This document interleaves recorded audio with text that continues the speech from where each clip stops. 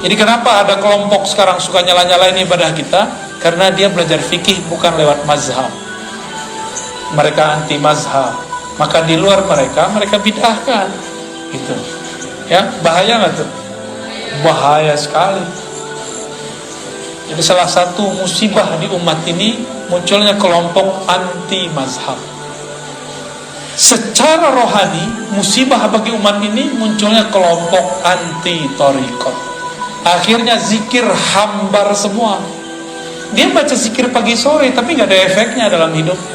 Dia sholat, ruku, sujud tapi tidak ada natijah rasa yang dia dapat setelah membaca. Kata orang-orang ini, sholat nih mohon maaf kalau jidatnya ada hitam ya. Jidat hitam itu boleh-boleh aja. Cuma bukan itu yang dimaksud. Simahum fi wujuhim min athari sujud. Ada tanda bekas sujud di jidat mereka, di wajah mereka, wujuhihim, karena bekas sujud. Saya udah putar-putar nyari riwayat, adakah jidat Nabi itu hitam? Nggak ketemu.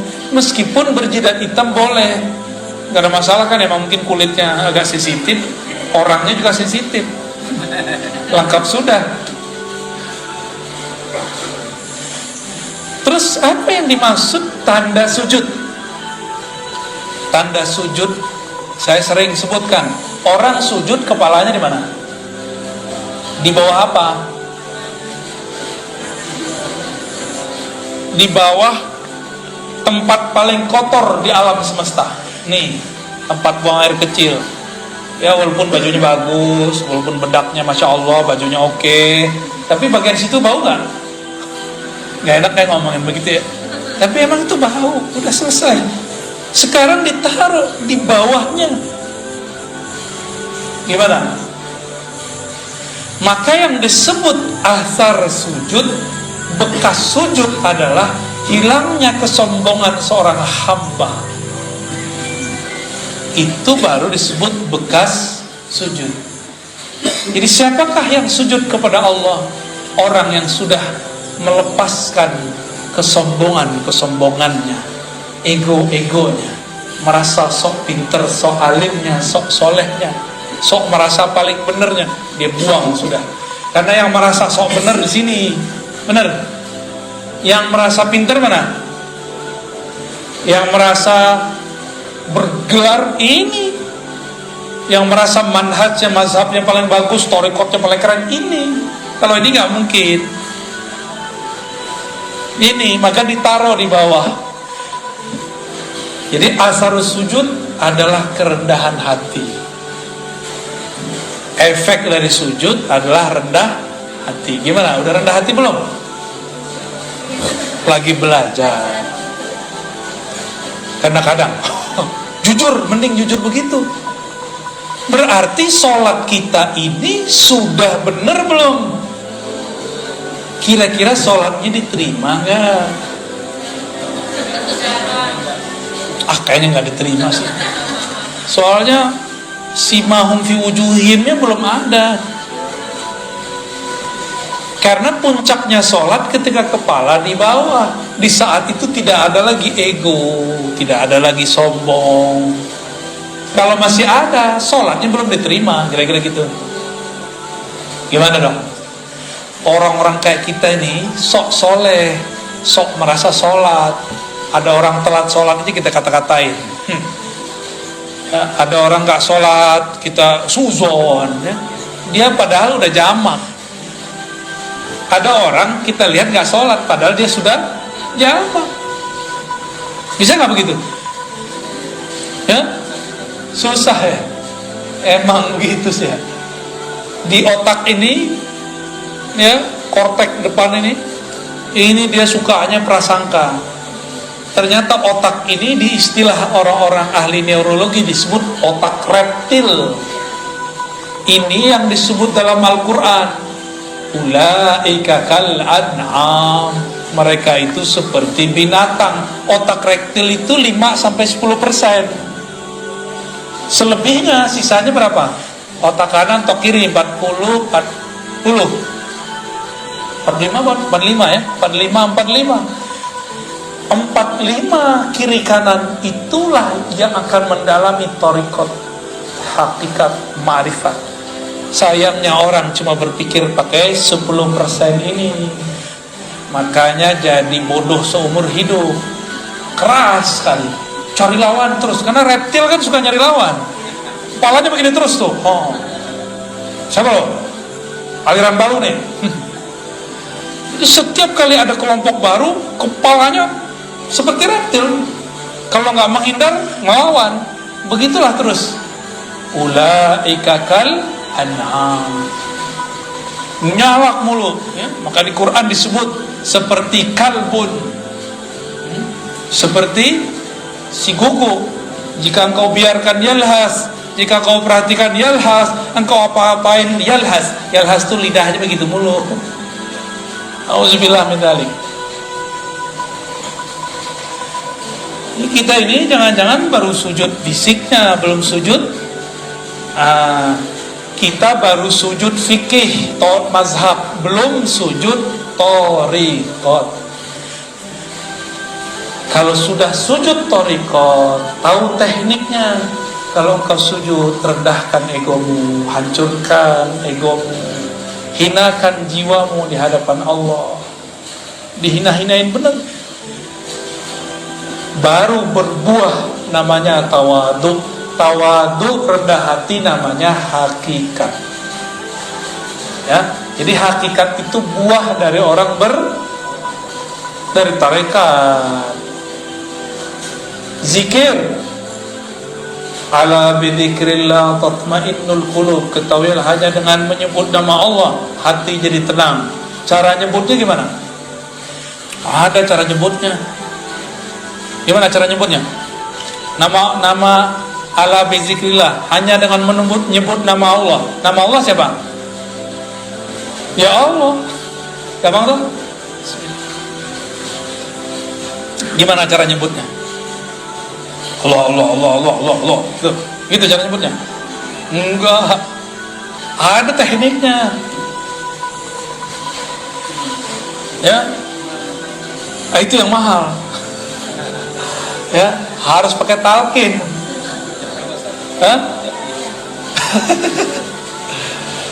Harus pakai talqin, mahal itu. Maka barang begini nggak boleh diobral, haram hukumnya diobral. Ini mutiara dari Allah, karena dia seafdol zikir. Kalau diobral, orang nggak menghormati barang ini, nanti dapat dibuang. Itulah yang terjadi pada banyak murid. Talqin sini, karena diobral talqinnya, dia tidak pernah lagi mengamalkan zikirnya, karena dia nganggap kita kalau beli cincin tepi jalan pede nggak pakai tiap hari, tapi kalau beli cincinnya di toko yang eksklusif pede nggak pakai tiap hari, pede. Kira-kira begitu ya. Ini lebih dari cincin, ini sesuatu yang kita masukkan ke dalam diri. Mau obral-obralan, maka dalam thariqah kami, talqin itu bukan nomor pertama. Nomor pertama at-ta'allum wa ta'lim, ngaji. Udah bener ilmunya, baru talqin. Udah hilang syaknya, sehingga dia tahu nama yang akan dibaca dia adalah zat yang maha agung, maka dia pun akan mempersiapkan jiwanya untuk membaca. Nggak mungkin lewat Zoom, pasti dijemput kok. Antum ini kan lucu, takut COVID ngaji lewat Zoom, tapi kalau pengen makan resto datang langsung. Ya salam ya. Nggak adil sama diri sendiri. Takut ngurus badan fisik, tapi virus rohani dibiarkan sampai mati begitu aja lah ya. Rasain aja terus. Nggak ada perkembangan dalam batin kita. Nggak adil. Innallaha yuhibbul muqsitin. Allah senang sama orang yang adil, yang proporsional, jelas. Lagi pengen makaredok ya, datang mantri lagi, masuknya pakai masker pas makan. Mungkin nih ditutup nih, Mam, bisa nggak? Ya kan nggak bisa. Makan pakai masker bisa nggak? Gaya-gaya doang pakai masker. Ya, pas mau makan pasti dibuka. Hilanglah social distancing. Kenapa antum nggak takut? Giliran mau ngaji dempet-dempet dikit takut. Nggak percaya kalau pas ngaji ada rahmat turun, ada malaikat rahmat. Itu di antara antum banyak sekali malaikat rahmat. Itu sampai ke atas sana. Nggak ada virus berani masuk.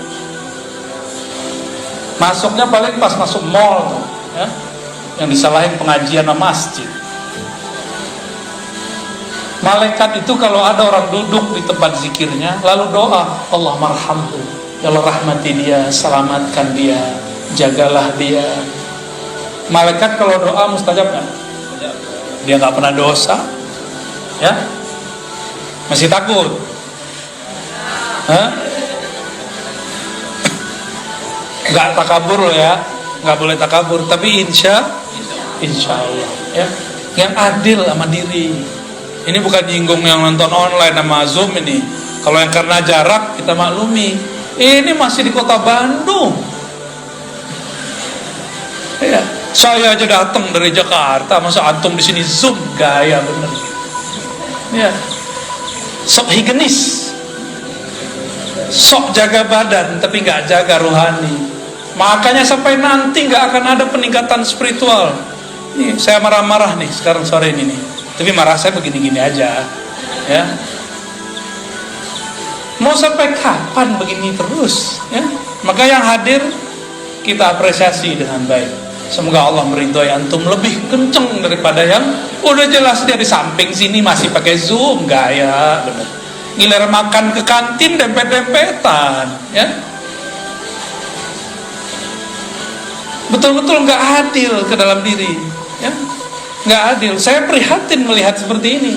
Kalau mau protokol kesehatan lengkap, prokes-prokesan yang adil semuanya, ya, semuanya rapi, siap-siap hidup merana. Udah divaksin juga, ya. Terus untuk apa dong kita divaksin, ya?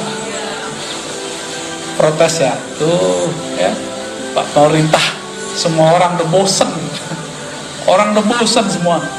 Tapi gimana lagi? Ke depan kita harus pakai aplikasi segala macam lah. Jadi yang pakai fingerprint, dulu kan kantor punya print. Kalau sekarang semua orang harus punya peduli link. Nggak hanya fingerprint, dicolok hidungnya. Kita ikutin aja mainnya, ya. Yang penting kalimah Allah bertahta di dalam qalbi, ya. Yang penting ketenangan muncul di dalam jiwa. Harus muncul di dalam jiwa. Jika dilakukan zikir berdasarkan tekniknya, sama dengan orang makan karedok, makan rendang, sesuai dengan takarannya, cara masaknya, udah pas sudah. Kalau juga masih belum terasa, jangan-jangan bukan menunya yang salah, tapi lidahnya sedang sariawan. Paham ilustrasi ini? Kalau kita nih belajar zikir, gurunya sudah oke, tekniknya sudah lengkap, tapi belum juga menikmati zikir, jangan-jangan kolbu kita sedang bermasalah, seperti mulut lagi sariawan gak menikmati makanan.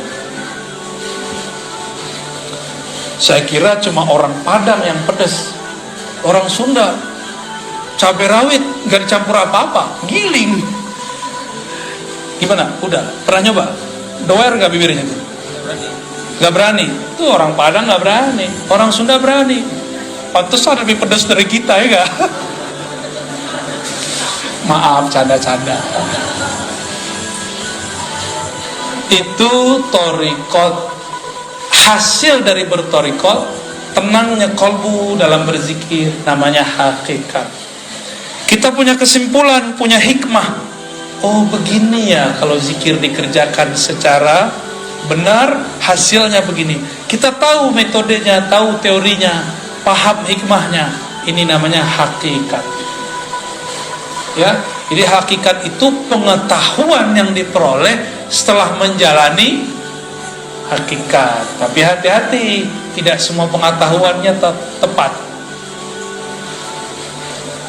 Maka di atas hakikat ini harus ditingkatin lagi. Si hakikatnya harus diuji. Karena hakikat ini pengetahuan, tapi pengetahuannya terpisah. Zikir la ilallah rasanya ini, zikirhu rasanya ini. Itu namanya hakikat. Terpisah-pisah. Beda zikir, beda rasa. Umroh sama puasa, beda nggak rasanya? Keasikan umroh haji berbeda dengan keasikan tahajud. Benar? Pilih mana? Sama-sama pegel loh kaki, tahajud. Sama-sama tawaf. Kenapa orang lebih sering memilih umroh? Padahal mau ketemu Allah di rumah juga bisa. Nggak mesti ke Ka'bah kali. Kenapa? Karena menu. Orang bosan satu menu. Rasa, ada rasa yang didapat di dalam umroh beda dengan rasa yang dapat dalam tahajud. Rasa ini menghasilkan pengetahuan. Pengetahuan inilah yang disebut ilmul yaqin. Ilmu yakin. Paham? Kira-kira? Nama lainnya hakikat. Sehingga kita punya keyakinan, kalau aku baca ini, aku yakin begini. Itu orang udah punya hakikat. Maka orang yang sudah mengerti hakikat, jika ada orang bersyariat sholat 1000 rakaat, dia cukup 2 rakaat, itu udah sama. Kalau orang bersyariat belum mengerti ilmu yakin, dia sholatnya baru by pahala. Kalau ada pahala dia sholat, kalau nggak ada pahala dia nggak sholat. Kalau orang mengerti hakikat, dia sudah tahu bahwa sholat itu jangan harap pahala, tapi ada sesuatu di belakang itu. Inilah yang disebut oleh Nabi, orang alim tidur lebih ditakuti oleh setan daripada orang yang itu, maksudnya yang punya ilmu hakikat. Kalau ilmu yang zahir-zahir mah biasa. Lalu apa beda hakikat dengan ma'rifat?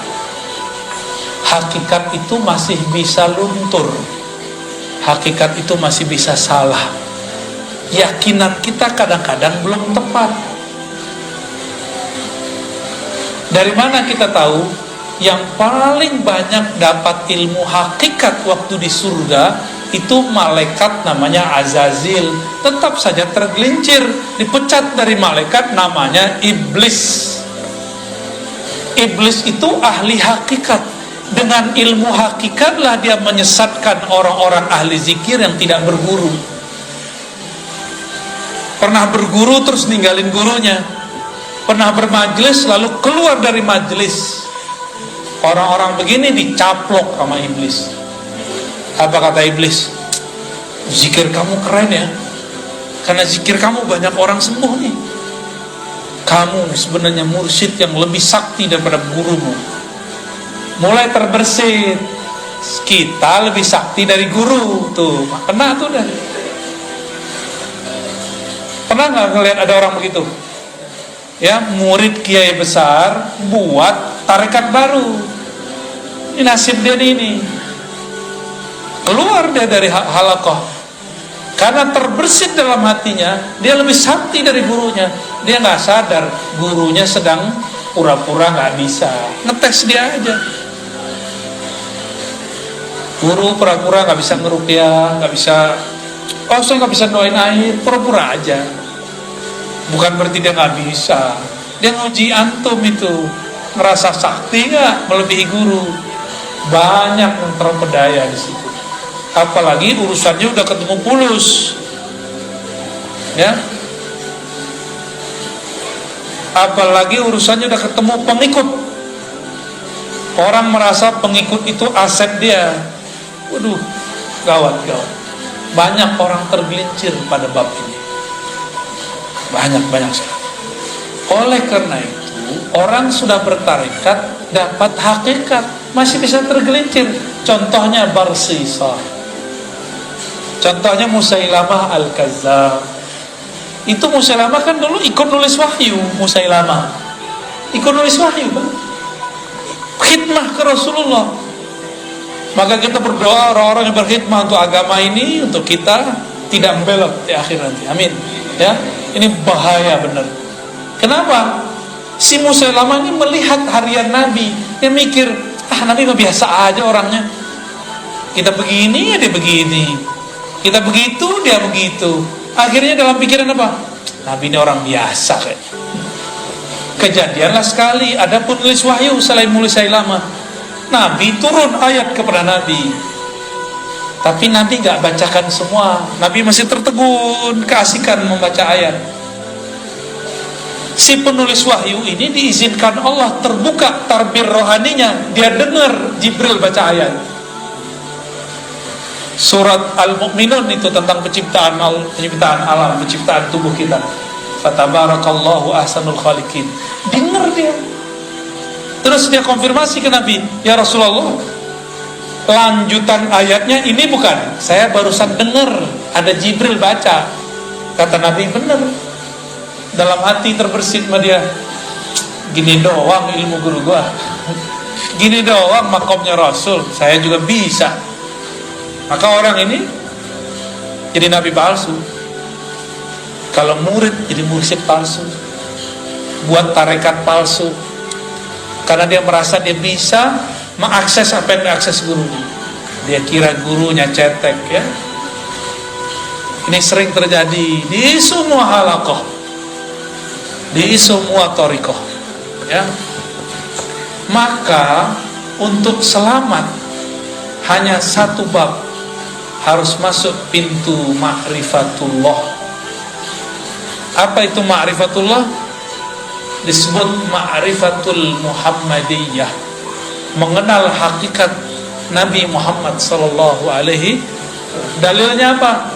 Qul in kuntum tuhibbunallaha fattabi'uni. Katakan jika engkau cinta Allah maka ikuti aku sang Muhammad. Maka dia harus ikut ma'rifat Nabi Muhammad sallallahu alaihi wasallam. Nabi ketika sholatnya banyak, beliau gak bilang supaya kalian selamat. Nabi bilang, aku ingin bersyukur kepada Allah.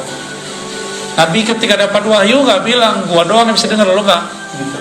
Kalian gak bisa. Gak ada Nabi kesombongan begitu, gak ada. Nabi selalu merendahkan hatinya di hadapan Allah dan para sahabatnya. Yang dimaksud al-haqiqah al-Muhammadiyah, itulah kemurnian akhlak Nabi Muhammad sallallahu alaihi wasallam, yang berakhlak dalam hakikatnya, dalam bertorikotnya, dalam bersyariatnya. Itulah yang dapat ma'rifat. Dan tidak sedikit kita dengar ada orang ketemu orang, semakin tinggi teori ma'rifatnya semakin sombong. Apa itu? Ngeremehin orang, berarti dia sombong gak? Gak level, gitu kan? Kajian kulit tuh gak penting. Nih kajian hakiki nih, kajian hakikat nih, kalian gak tahu. Ngomong begitu itu sombong namanya. Sedangkan Rasulullah mengajarkan tidak boleh sombong.